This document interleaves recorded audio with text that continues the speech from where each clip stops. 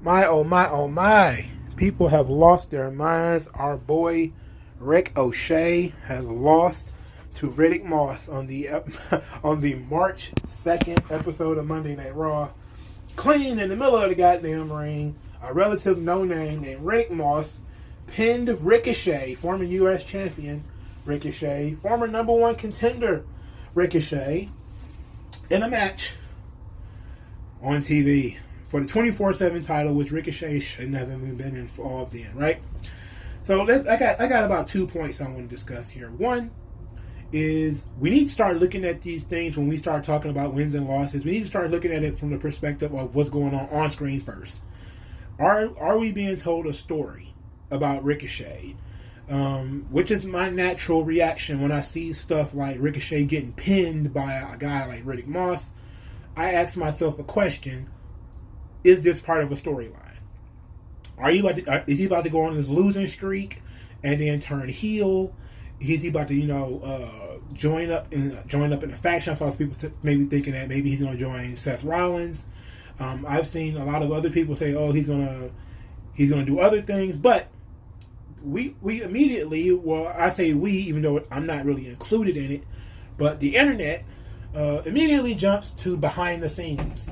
Now there are stories out saying that Vince McMahon hates Ricochet and they're trying to bury him because Ricochet lost to Riddick Moss.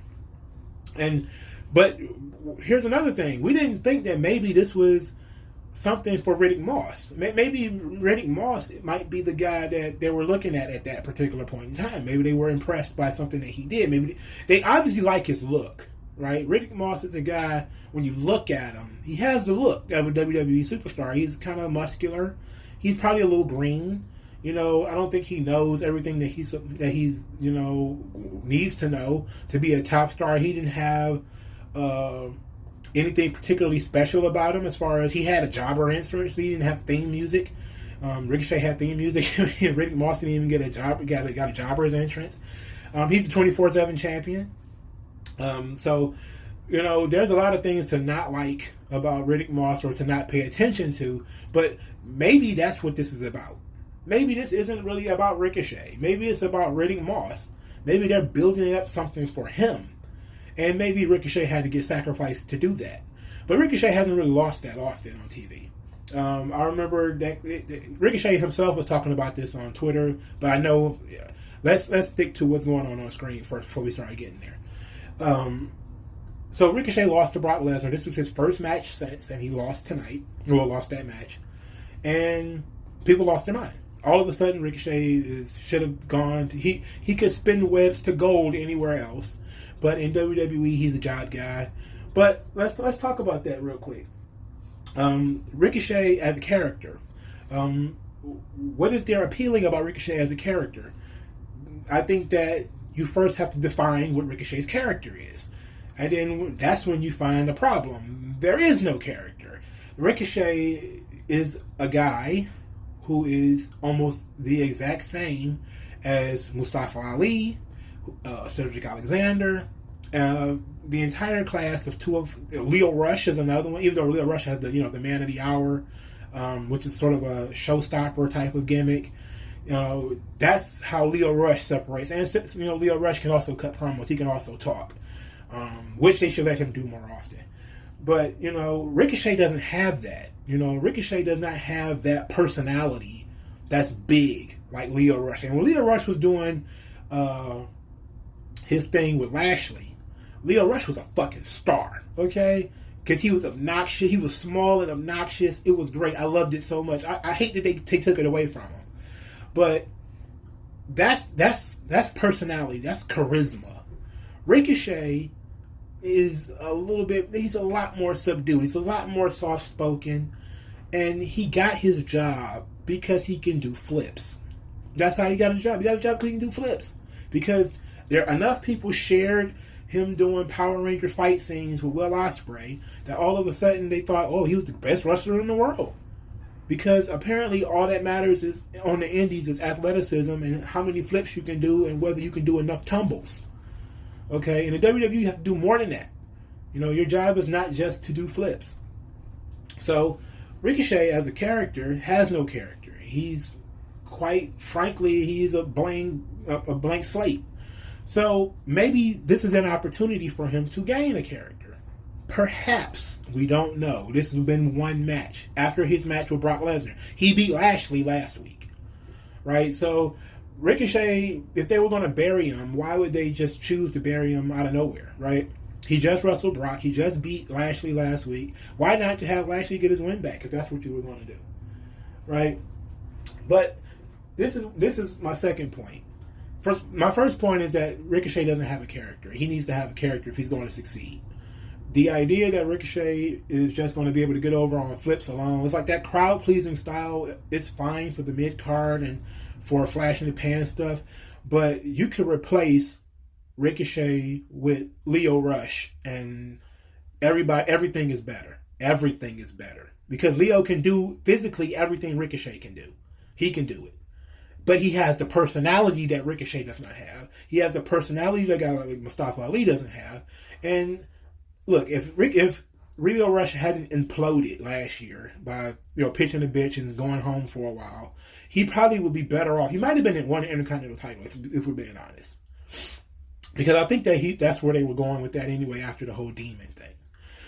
But we have to start looking at Ricochet as a guy who needs to do more. He has to do more. He has to show more of his personality. He has to. You can't just automatically start saying that something bad happened. It must be the company.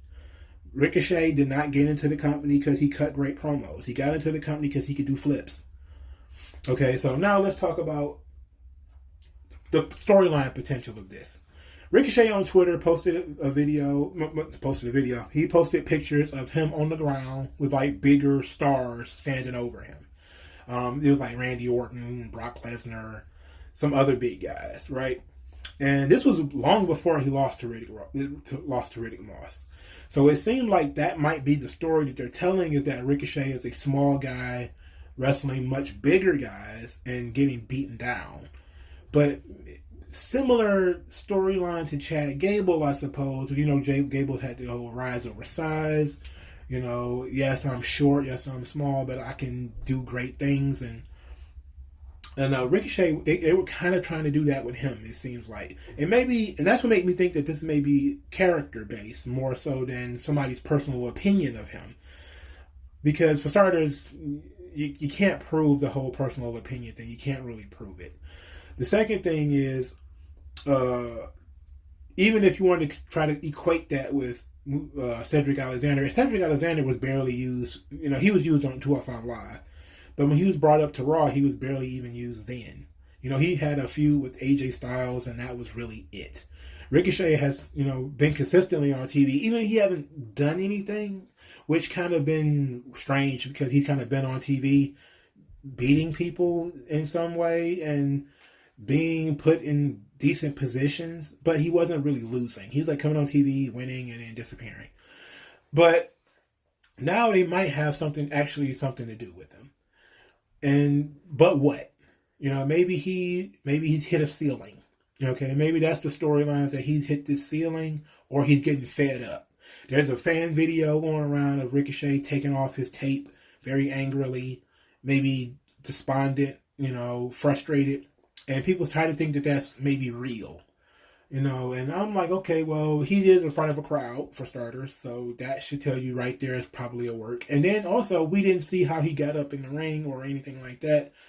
So there's we're reading a lot into it.